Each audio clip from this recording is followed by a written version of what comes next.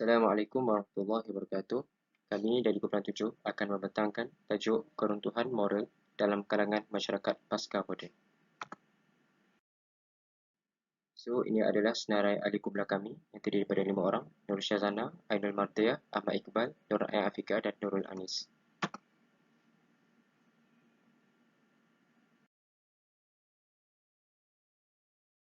So, isi kandungan kami ada pengenalan, objektif kajian, organisasi kajian, skop kajian, kajian literatur, metodologi kajian, analisis dapatan kajian dan juga kesimpulan.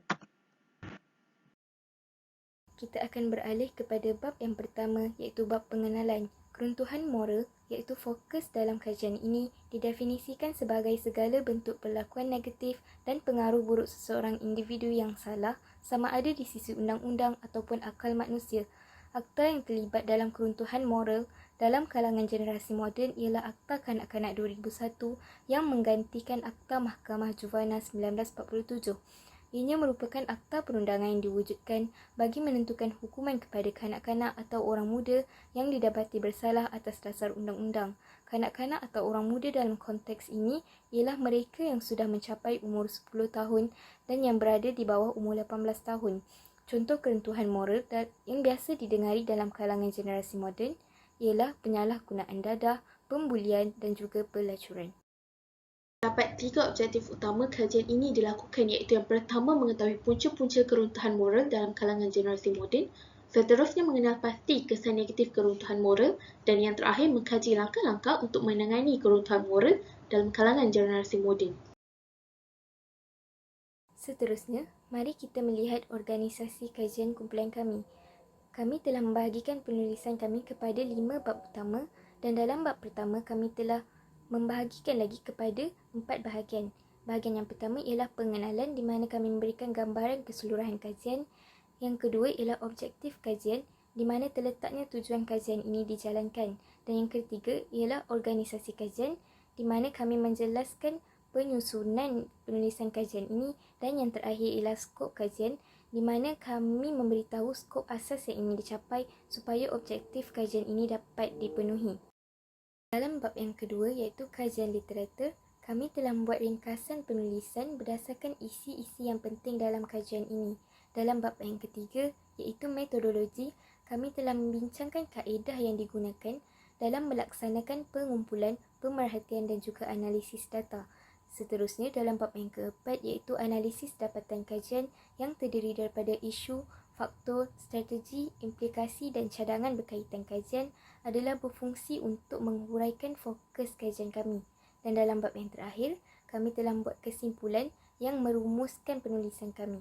Seterusnya kita beralih kepada kajian literatur.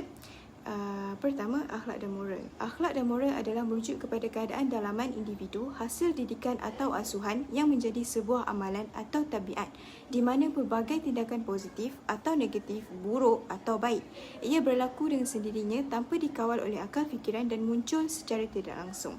Abdullah Nasih dalam kajiannya berpendapat bahawa akhlak dapat dibentuk melalui pendidikan formal atau tidak formal.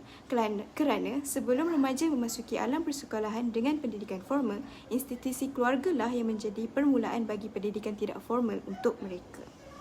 Kemudian isu moral. Isu moral banyak berlaku di kalangan remaja kerana generasi kini yang mudah terpengaruh dengan keadaan sekeliling.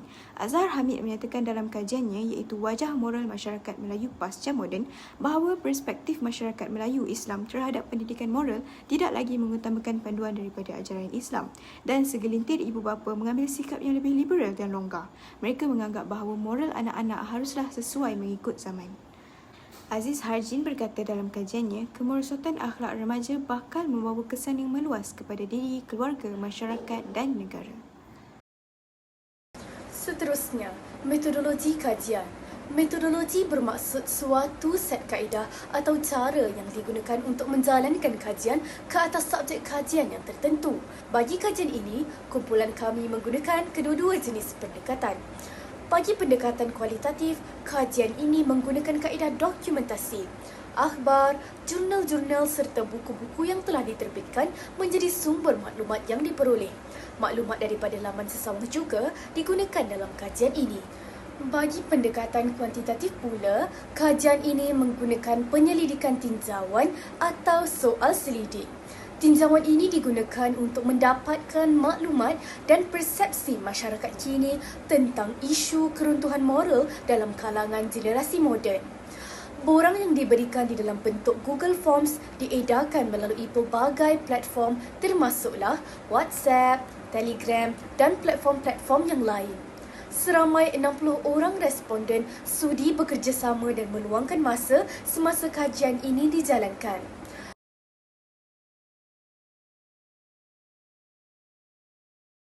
Seterusnya ialah analisis dapatan kajian. Yang pertama ialah isu berkaitan kajian. Adakah generasi sebelum ini tidak menghadapi masa yang sukar dalam memuput nilai-nilai murni dalam kalangan anak-anak muda? Jawapannya ya, mereka juga menghadapi perkara yang sama. Namun, apa yang menyebabkan perbezaan dan jurang antara generasi dahulu dan generasi sekarang ialah media massa. Berdasarkan kaji selidik yang kami telah lakukan, media massa merupakan faktor utama yang menyumbang kepada keruntuhan moral dalam kalangan generasi moden, diikuti juga dengan keruntuhan institusi kekeluargaan dan juga pengaruh rakan sebaya. Buktinya ialah pengaruh barat. Fahaman dan pemikiran seperti hedonism, sekularisme dan juga liberalisme yang selalunya berkonsepkan kebebasan seolah-olah membunuh adab dan akhlak generasi muda. Kesannya, ini menyebabkan kurang sensitiviti dalam diri mereka. Yang kedua ialah obsesi. Generasi muda kini lebih cenderung untuk mempunyai obsesi terutamanya terhadap media sosial, permainan video dan juga selebriti. Akibatnya, jika tidak dapat dikawal, generasi muda kini boleh bertindak agresif supaya kehendak mereka boleh dipenuhi sehingga mereka sanggup menggadaikan maruah mereka sendiri. Bagi faktor terbesar yang menyumbang kepada keruntuhan moral dalam kalangan generasi moden adalah seramai 23.3% bersetuju bahawa pengaruh media massa merupakan faktor utama. Ini kerana remaja lebih cenderung untuk melakukan perkara yang sering mereka lihat dan dengar serta mencuba sesuatu yang berada di hadapan mereka. Seterusnya, sebanyak 21.7% bersetuju keruntuhan institusi kekeluargaan dan sebanyak 15% bersetuju bahawa kurang didikan agama dari ibu bapa merupakan faktor yang signifikan. Ini kerana ibu bapa lebih mementingkan duit dan kerjaya berbanding kebajikan keluarga mereka sendiri pada masa kini. Kesannya, remaja ini mudah terjerumus dengan masalah sosial yang pelbagai. Seterusnya membawa kepada keruntuhan moral. Sebanyak 20% pula bersetuju bahawa pengaruh rakan sebaya merupakan faktor yang utama. Ini kerana remaja lebih terdorong untuk mengikuti segala yang rakan mereka lakukan bagi memiliki personaliti yang disukai ramai. Sebagai contohnya, merokok. Ini saya kaitkan dengan satu perumpamaan di mana teman yang baik dan yang jahat adalah seperti orang yang membawa minyak wangi dan tukang besi. Manakala, pengaruh budaya barat dan sikap individualisme dalam kalangan masyarakat mencatatkan peratusan terendah bagi faktor yang menyumbang kepada keruntuhan moral dalam kalangan generasi moden. Kepada implikasi dan cadangan, terbagi kepada 3, diri sendiri, ibu bapa dan keluarga dan juga masyarakat dan negara. Untuk diri sendiri, implikasinya adalah akhlak yang buruk dan juga terpengaruh dengan perkara-perkara yang negatif. So, dari segi cadangan, dapat memotivasikan diri dan mengawal diri daripada terjebak dengan budaya-budaya yang negatif. Ibu bapa dan keluarga, implikasinya adalah membiarkan anak-anak bergaul secara bebas. Cadangannya, ibu bapa perlulah mengambil berat tentang perkembangan anak-anak dan juga memberi pengajaran yang sempurna. Yang terakhir adalah masyarakat dan juga negara. Implikasinya adalah badan-badan kerajaan tidak mengambil cakna akan akhlak remaja. Cadangannya adalah badan-badan kerajaan perlulah bertindak secara kolektif dan tidak mengambil pendekatan secara individualistik. Strategi pertama adalah melalui dorongan ibu bapa. Hala 7, dari sudut agama serta pegangan akidah anak-anak tersebut bergantung kepada pendidikan serta pendedahan agama yang diberikan oleh ibu bapa. Ibu bapa berperanan untuk memberi didikan agama yang sempurna dan secukupnya buat anak-anak bagi mengelakkan mereka terjerumus ke dalam aktiviti-aktiviti yang tidak bermoral yang boleh meruntuhkan akhlak mereka. Didikan agama yang sempurna diberikan agar anak-anak mempunyai benteng dalam diri masing-masing untuk mengelakkan diri daripada terjebak ke dalam aktiviti tidak bermoral. Ibu bapa yang bertanggungjawab juga akan menyekat kebebasan anak-anak dalam bergaul. Namun, disisipkan sedikit sifat keterbukaan agar anak-anak tidak merasa terkongkong atau tertekan.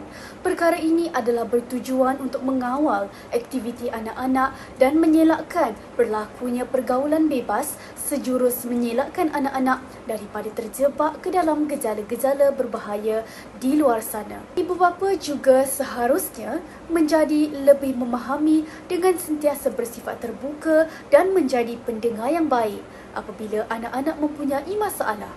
Kesannya akan terbuka ruang dalam hati seorang anak untuk merasa lebih selesa dan akan selalu menceritakan masalah kepada ibu bapa. Hal ini secara tidak langsung dapat mengelakkan rasa keseorangan yang natijahnya mampu membawa kepada penglibatan dalam aktiviti-aktiviti yang tidak bermoral. Strategi kedua adalah dengan menggunakan teknologi dengan bijak. Teknologi bukanlah suatu perkara yang asing lagi dalam kalangan masyarakat generasi kini. Segala informasi, video, gambar boleh diperoleh sepantas kilat. Budaya barat juga mula terlihat tersebar melalui media sosial dan telah dicampur adukkan ke dalam budaya masyarakat Melayu. Pengambilan alkohol, dadah, pergaulan bebas mula diamalkan sedikit demi sedikit dalam kalangan masyarakat, terutamanya golongan remaja yang gemar untuk mengejar trend terkini. Oleh itu, pihak kerajaan sewajarnya memantau secara konsisten serta menapis penyiaran media daripada karya-karya yang mempunyai unsur tidak baik.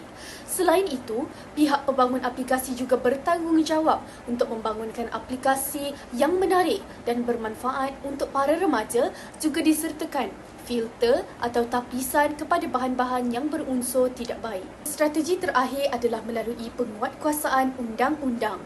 Pihak yang terlibat dengan penguatkuasaan undang-undang seharusnya menjadi lebih proaktif. Tindakan secara berkala tidak akan memberikan kesan yang menyeluruh terhadap usaha untuk mengurangkan jumlah kes-kes tidak bermoral. Oleh itu, penguatkuasaan yang berterusan mestilah dijalankan agar usaha menangani isu ini akan menjadi lebih konsisten dan kesan dapat dilihat lebih memuaskan. Penyitaan pusat-pusat hiburan dan amaran keras juga akan diberikan sekiranya pusat hiburan tersebut mengingkari undang-undang. Pihak penguatkuasa juga seharusnya menjadi lebih cakna dengan merekrut lebih ramai lagi pekerja bagi proses pemantauan yang lebih efisien. Serbuan yang kerap ke pusat-pusat hiburan boleh dijalankan bagi membanteras isu ini. Kesemua perkara ini secara keseluruhannya membantu dalam mencegah kes-kes yang tidak bermoral. Pencegahan juga boleh dilakukan melalui kempen-kempen seperti kempen jauhi zina, kempen anti dadah dan sebagainya untuk memberikan pendedahan awal kepada kanak-kanak untuk menjauhi aktiviti-aktiviti berkaitan. Kesimpulan daripada kajian ini adalah pertama, sebagaimana yang kita sedia maklum bahawa para belia dan remaja adalah bakal pemimpin negara, justeru. Mereka harus diberi perhatian dan bimbingan sepenuhnya agar mereka tidak tersalah arah dan tidak terpesong dalam perkara yang memudaratkan dan gejala negatif. Hal ini bagi menjamin masa depan mereka sentiasa cerah untuk diri mereka, keluarga dan negara, di samping melahirkan generasi yang cemerlang dan terbilang. Seterusnya, pembentukan moral yang baik bukanlah sesuatu yang mudah dicapai dengan hanya bergantung kepada ikhtiar seorang individu sahaja.